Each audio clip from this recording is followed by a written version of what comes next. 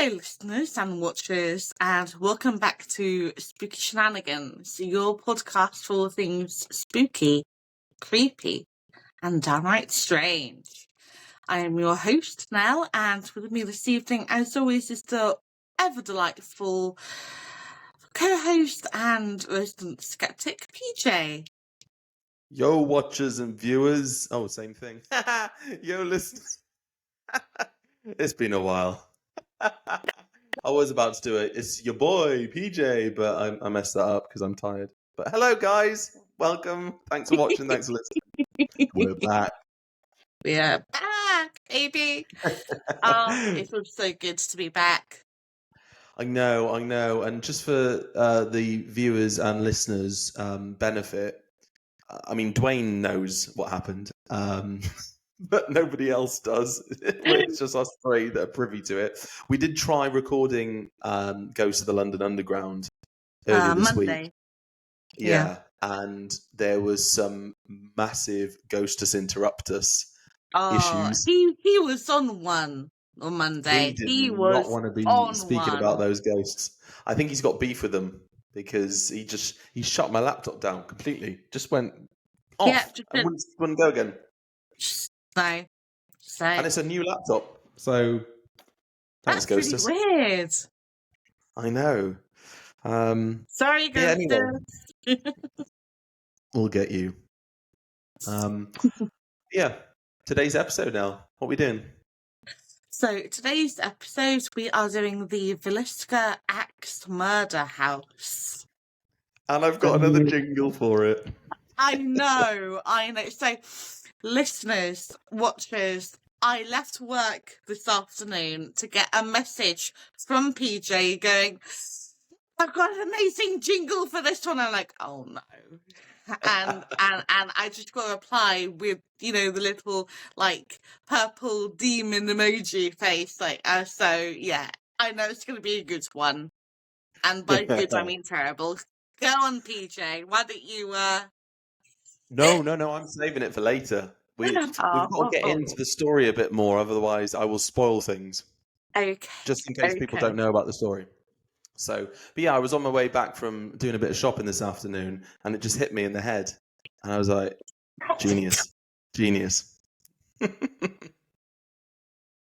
I've killed Nell again for some reason. Oh dear. She's gone. So, PJ, why don't you hit us off with the general outline of today's episode? Yeah, we'll do. Thank you. Before I get into that, though, something that we do need to start doing, so I'm going to start doing it now, is asking everyone that's listening to this and watching, but listening more important right now because we're trying to increase the podcast more. Please subscribe to the podcast. It's free. Like whatever you're listening on, whether it's Spotify, Apple Music, Castbox, anything like that. Please like it. Please leave a comment. Please leave a rating. It does us the world of good. And the same. So would really appreciate that.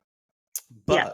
And also, I just want to add something that I've noticed on Spotify now is that you can actually make a comment about specific episodes you listen to.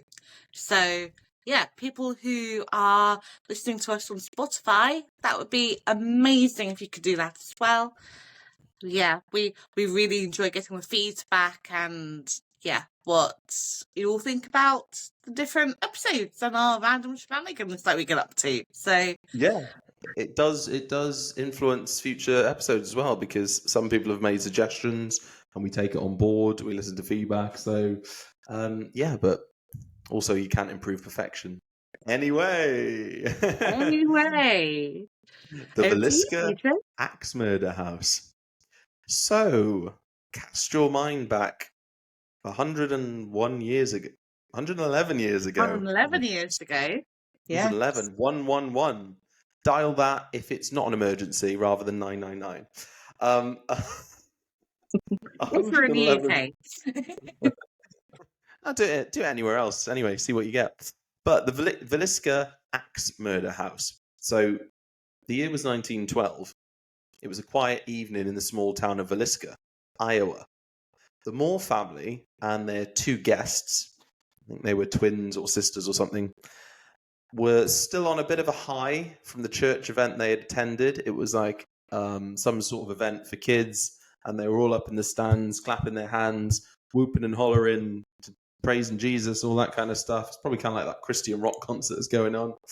But they were really happy, and they ended up heading home, snuggling into their beds. The girls had the sleepover with their two friends, and, you know, like any normal family would do, go to sleep, hopeful for the next day.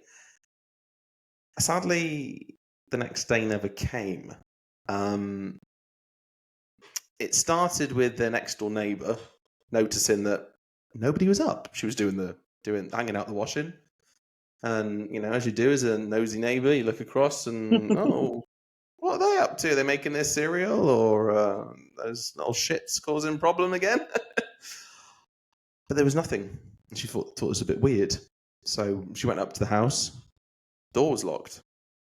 No movement at all in the house. Very strange. So she called a relative of the Moore family. I think it was the dad's brother. He came round, and in the house were the lifeless bodies of all 8, because it was a family of 6 plus the 2 friends, the 2 little girls, and each one of them had been, 7 of them had been bludgeoned with the rear side, the back side, the blunt side of an axe, except the father, who had been proper chopped up. And it turns out, I believe it was with his own axe. To this day, it's still unsolved. I had to chuck that in. Some people reckon it's paranormal. Bollocks. Other people, with a bit of sense, believe that it was just a psycho who, for some reason, didn't like the family, and they're now chopped up into little bits. Well, they're not. They're like bones and dust now, but they were at the time. Rest in peace, Sis. Really? I'm really trying here. There's no live audience, so I've got to do something. You are very trying. Hey, see, you even got your first yes, dear, already. I'm good. You wait till the jingle. Oh, no. Oh, I want to sing it now, but no. You guys can wait. You can wait. It's Nell's turn. Getting into more of the meat of the story. There was a lot of meat in this story. Oh, yeah, including that weird lump of bacon that was left in one of the rooms as well, wrapped in a pocket. Again, odd, but yeah, now go into the detail. The meat. So, on the morning of June 10th, Mary Pickham, an elderly neighbour, started to become a little bit concerned that the Moore house seemed quiet, a little bit too quiet. Now, bearing in mind, you know, this was a family of 6, you know, there would have been a lot of activity fairly early in the day, you know, making breakfast, feeding the animals, the washing, etc., etc. So this was a little bit strange. And by 7:30, she had called Joe's brother, Ross, who had arrived about 8 o'clock because he had the key. And his cautious inspection of the downstairs revealed 2 figures covered with a sheet in the back bedroom. But he also saw a lot of blood on the bedstead. He stepped back and away from the crime scene and called for the Marshal, Henry Hank Horton, because, quote, something terrible had happened. Now, Hank arrived at about 8:30, and he brought with him a little bit of a circus, because not only did he turn up at the scene. He also brought along doctors J. Clark Cooper and Edgar Howe and Wesley Ewing, the minister of the Moors Presbyterian congregation. They were then followed by the county coroner, a third doctor, F.S. Williams, who became the first to examine the bodies and estimate the time of death. So this was a lot. A circus, like you said, yeah. Yeah. Nothing like contaminating a crime scene, eh? Yeah, you say that. After shaken Dr. Williams emerged, he cautioned members of the growing crowd outside, "Don't go in there, boys, you'll regret it until the last day of your life." Many ignored the advice, and if you think that's a bad circus, as many as 100 curious neighbours and townspeople trampled as they pleased throughout the house, scattering fingerprints and in one case even removing fragments of Joe Moore's skull as a macabre keepsake. I've solved it. Everyone in that horrible little fucking town was in on it.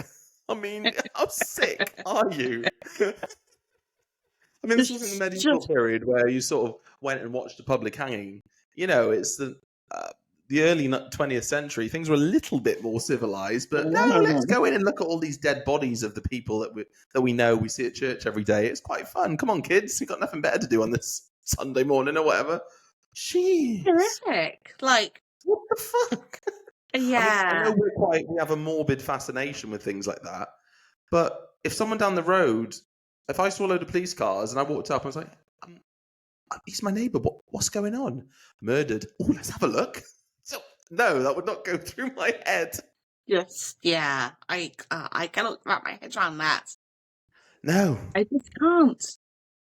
They were in on it. Boom, solved. They all did it. Because didn't I read some of them took turns actually handling the axe and giving it a swing? Did they? Oh, yeah, that's where I read it somewhere, that some people were picking it up and giving it a good thrust and a swing just to simulate. And you think, is this a circus or a county fair? You know, step right up, sir, pay a quarter, and take a swing with the axe. Are you the killer? What the fuck? Yeah, I cannot imagine just... Oh. It's so disrespectful.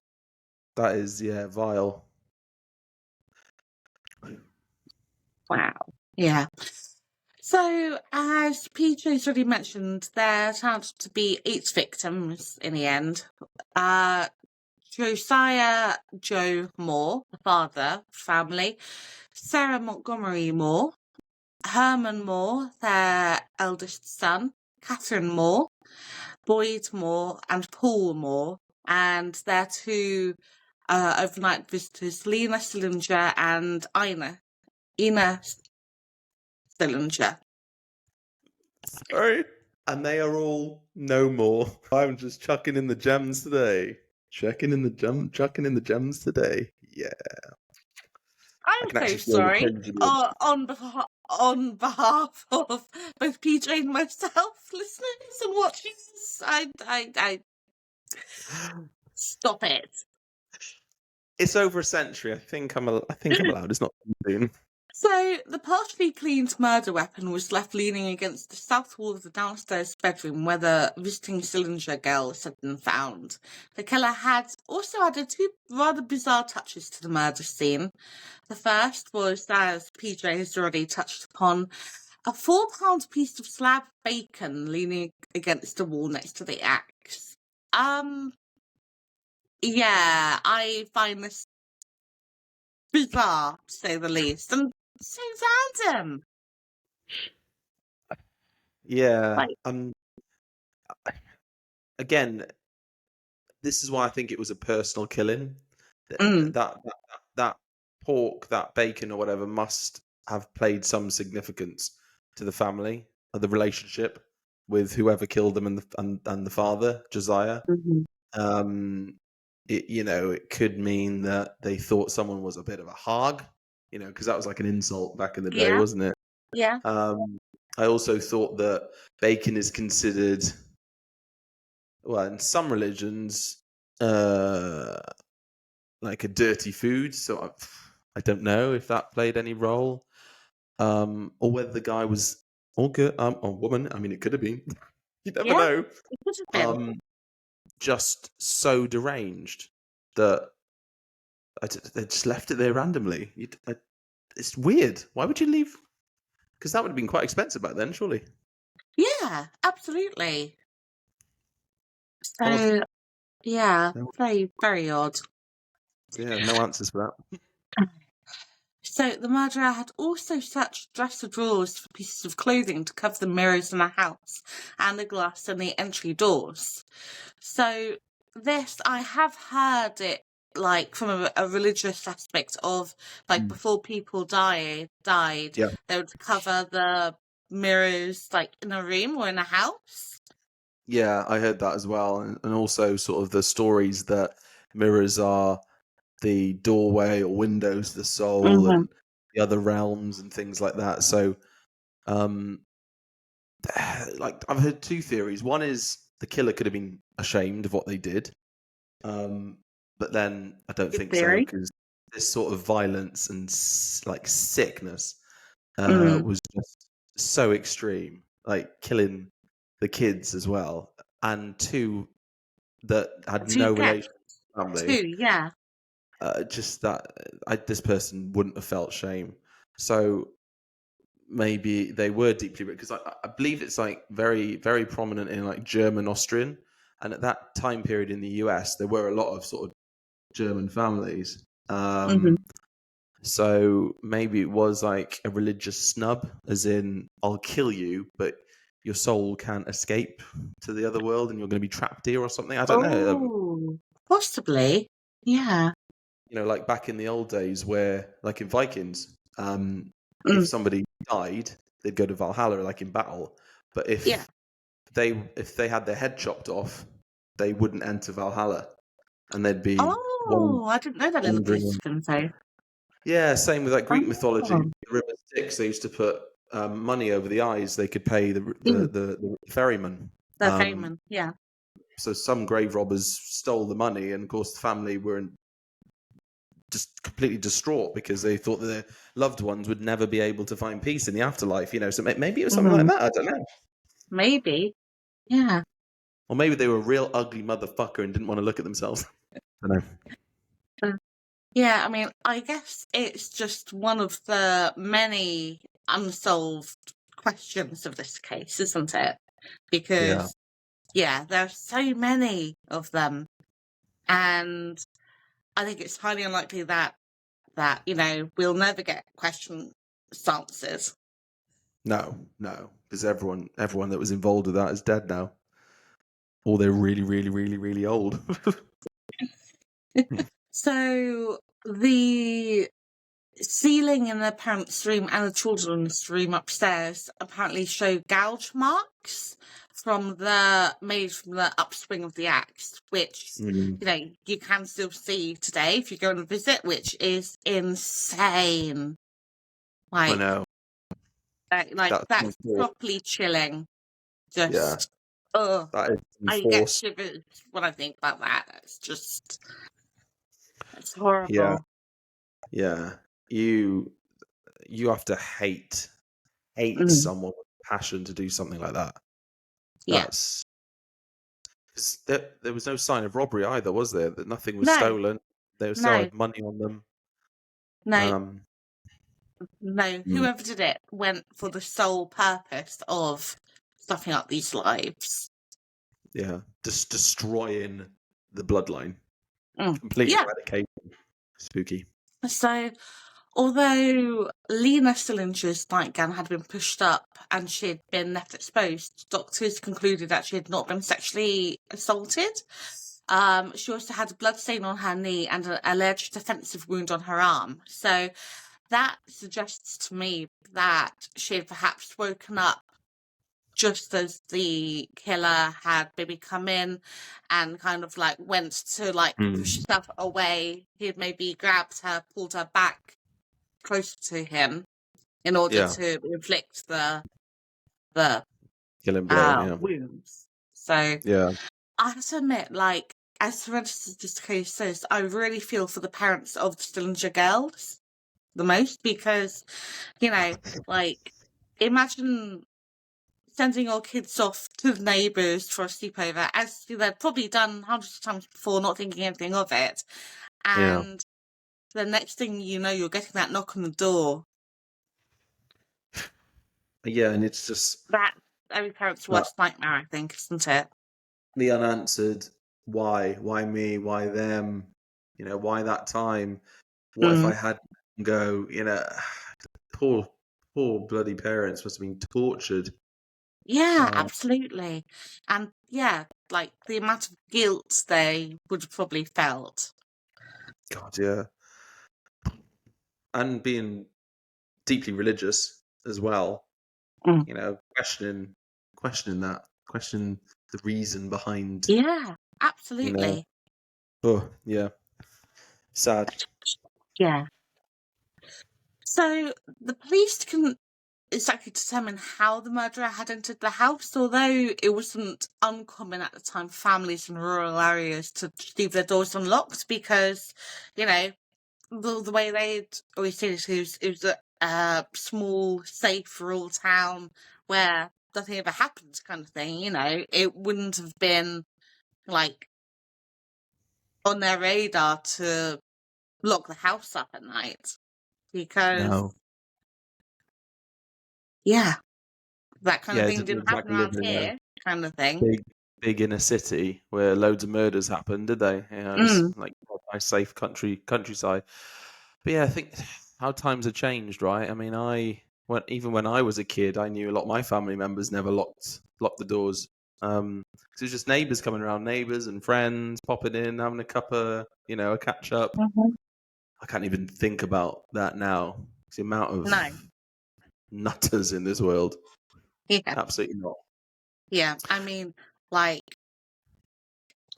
even today, like although I'm in a tiny apartment, I always double check I've locked the door before I go to bed because okay, we've got really good security, but that doesn't mean to say nothing's gonna happen. It's yeah. Exactly. You never know. But yeah, these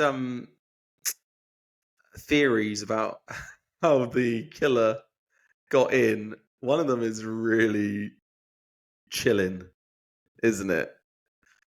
I'm sure you know the one I'm on about. Oh, and they covered it I in the believe budget I'm just about untold. to get to it now. Yes. How about Yeah. the Oh, facts? listeners and watchers, if you don't know, be prepared. It's horrifying to think if that ever happened to you.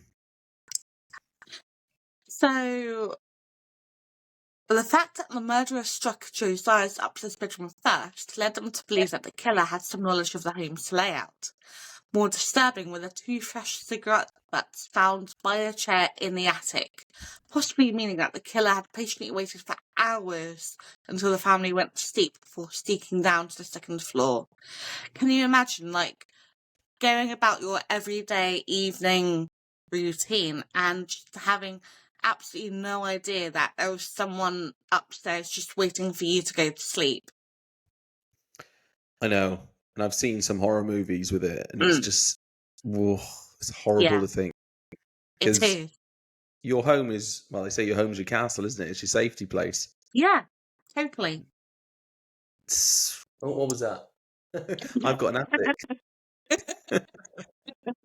Yeah, check it out, PJ. I'm sure it'll be fine. Yeah, they chose the wrong house. Uh-uh. I'm going to have to add another ghost to the house. Hear that? You come down here and I will pick you up. Yes, Benny and I have had a bit of a running joke the last kind of year or so about, like if you go to a haunted place and nothing ever happens, if you can't find a ghost of your own, you can always make one. Can't say anymore. I agree. Including So, listeners and watchers who don't give us 5 stars on Spotify and other related podcasts. yeah, we'll take a leaf out of the Watchers book and start sending letters first. Oh yeah, definitely. Definitely. So the big question, who committed the Villisca Axe murders? So although the police had very little to go on, they did compile a list of suspects ranging from a nearby transient to the local Reverend George Kelly. And the latter had met the family earlier that day at the church's Children's Day event and was known on several occasions to have sexually harassed women and children. So, he was a piece of work anyway. And he actually confessed, but due to his severe emotional instability and time spent in psychiatric facilities, juries found him unconvincing and acquitted him both times. Fascinating, actually. Yeah. One that somebody who had been in mental facilities would be a member of the cloth anyway. Church must have been pretty desperate.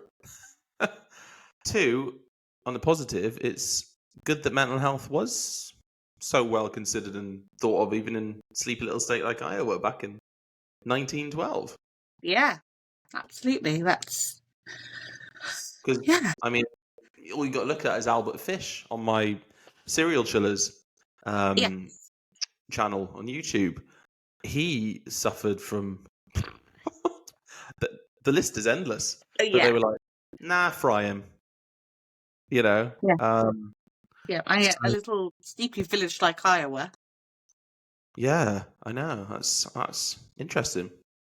So another compelling suspect was a man called William Mansfield, and he'd been wanted for a string of axe murders spanning from Kansas to Louisiana, but was never convicted and ruled out by Villisca police after they confirmed his alibi. Likewise, axe murderer Henry Lee Moore was thought to be a likely culprit after it was discovered that he had killed his grandmother and mother just a few months earlier in an eerily similar manner. The police also looked into several men who may have held grudges over failed business opportunities with Josiah, but in the end there was never enough evidence to actually pin the murders on anyone. And that's why. Sorry, go on. Well, yeah, we don't know because we're not privy to any of the evidence, are we? And No. we weren't there. But it just sounds to me like. Did you ever watch Hot Fuzz? Yes. Yeah. That one line in the coffee shop, the corner shop, where she goes, "Any luck catching them killers yet?" Plural. I told you, it's the town.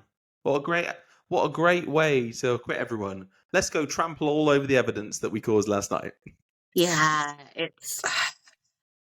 I think if that hadn't have occurred, then we would probably found the killer. There would have been something. Didn't they help themselves to some food as well before they left and locked the door behind them as well? Mm-hmm. Yeah, it is a shame that they trampled all over the evidence because we could have had a similar outcome as to the Paris catacombs, where that one chap was found guilty of murdering his rich lover. Remember? Yeah. And he carried and the he letter. carried the letter from her in his pocket. Yeah. Oh my god! It's just like carrying the axe around for a few months afterwards. Absolutely. Hello. It wasn't me. I just found this down by the side of the road. Yeah. Don't know why you're looking at me for. Yeah. So I suppose when Spooky Shenanigans goes on the road, we will go to Villisca and we will do loads and loads of research. We will ask people. Absolutely. We will look at the archives, the library. Yeah. I will be staying in that house. Definitely. I'll have an axe with me.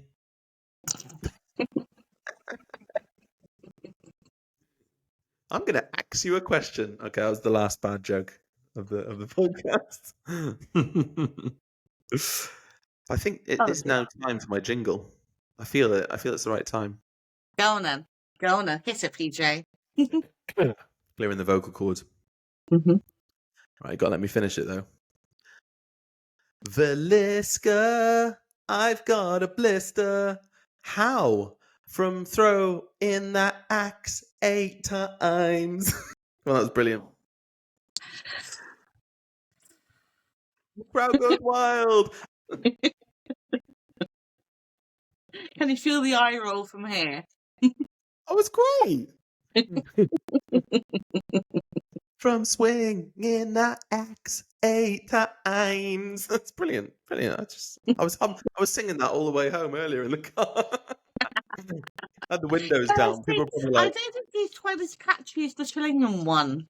listeners, viewers, what do you think? Which is your favourite jingle from yours truly? Let us know. Winner gets a prize of a platinum LP of Spooky Shenanigans. So, moving swiftly on, shall we get on with the spooks part of the evening? Yeah, that'll take up 20 seconds. So, Villisca has probably infamous reputation by this point of being incredibly haunted. As you can probably imagine after having 8 people brutally slaughtered in their beds. Yeah. So some of the things that have been happening, there have been sound of footsteps, childish giggles, voices being picked up on EVPs from people who have stayed overnight there and investigations and the like. As well as sound of heavy boots coming from upstairs, which is pretty damn creepy, I think. Yeah, it is. And you know me, I think all that's crap. Because what is it, that term apophonia or something? Apophonia, which makes shapes out, your brain makes shapes out of irrational objects which aren't actually there, and makes you, because you're a believer, you think that that's real. But I will say one thing that did creep me out was, did you hear the testimony by the caretaker, John somebody? He was caretaker there from like 2009 to about 2015. I have a feeling I know where you're going with this one, but carry on. Yeah, that's probably the one that are you gonna talk about this one? Possibly. So, why don't I get into it, and then you can tell me if it's the one that you're thinking about. Yep. Okay, let's do that. Okay, so there was one testimony from the caretaker, where one day he'd been in the house between visitors and making sure that everything's the way it should be and everything. And he'd had the house locked up while he was in there to make sure that no one kind of wandered in without him knowing. And he was in the upstairs bedroom, in the children's bedroom, I think it was, and he heard suddenly someone walking around downstairs. And he started hearing these footsteps coming upstairs towards the bedroom. So he thought, okay, I'm going to give these guys a bit of a scare, whoever has, kind of got Trying in. to play a prank. Yeah. Yeah, because he thought, it's someone broken in to kind of have a bit of a nose around. He hides in the cupboard, or the walk-in wardrobe bit in the children's bedrooms, and waits for whoever it is coming upstairs to come into the room. The footsteps into the room. He jumps out and goes to go, like, ha, caught you kind of thing. And there's nobody there. Yeah, that's the one I was on about. That's weird. Yeah. And he says he was like me, bit of a skeptic. Mm-hmm. So this was really strange for him. Yeah. Odd. Very, I don't very see it as weird. evidence or proof because it's just somebody telling a story, but it is weird. It is. But he carried on working after that. I'd have quit. That would have been my last day. But yeah, I would have at that point gone, okay, this shit's real. I'm out. Like, no, I'm out of here. Bye. Exactly. Put me back on phasmophobia. Put me back on phasmophobia. I can just take the headset off then or turn the game off. Yeah. Yeah. Love a bit of pantomime. Nell and I are going to be playing that as well in the future. So in the future, I will share my live gaming channel, YouTube gaming channel, with you guys. So you can watch us play live and have a laugh at us screaming. And cursing, because I curse like a sailor when I'm properly scared. So that should be fun. Yeah, absolutely. So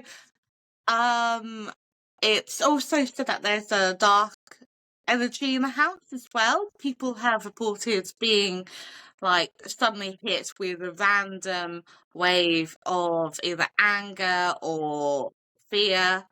And there's been cases of supposed possessions too, which I'm not so sure about that. Like, obviously, like Pedro says, there's sort of stories surrounding the Villisca Axe Murder House.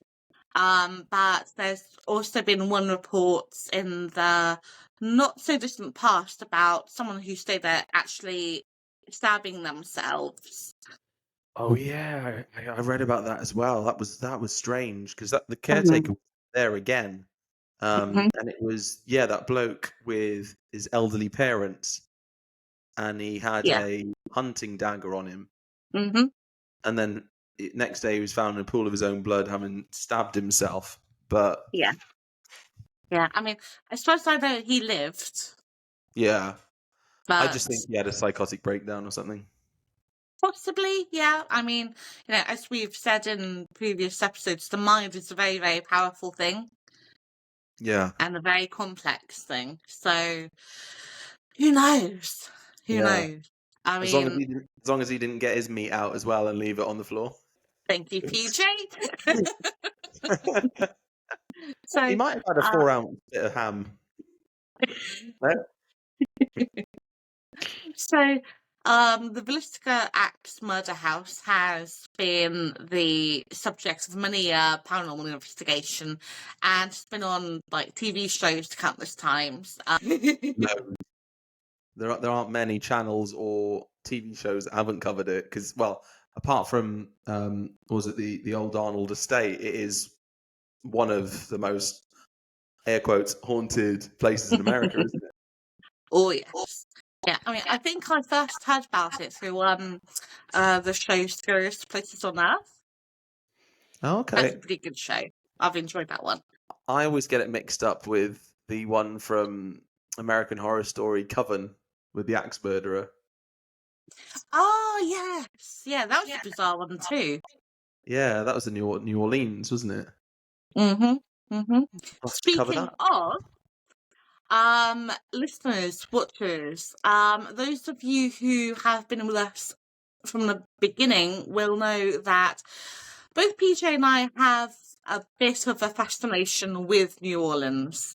And to start the beginning of spooky season next week, all throughout October, we are doing New Orleans October, which means that each week we'll be bringing to you a different spooky story from the Crescent City.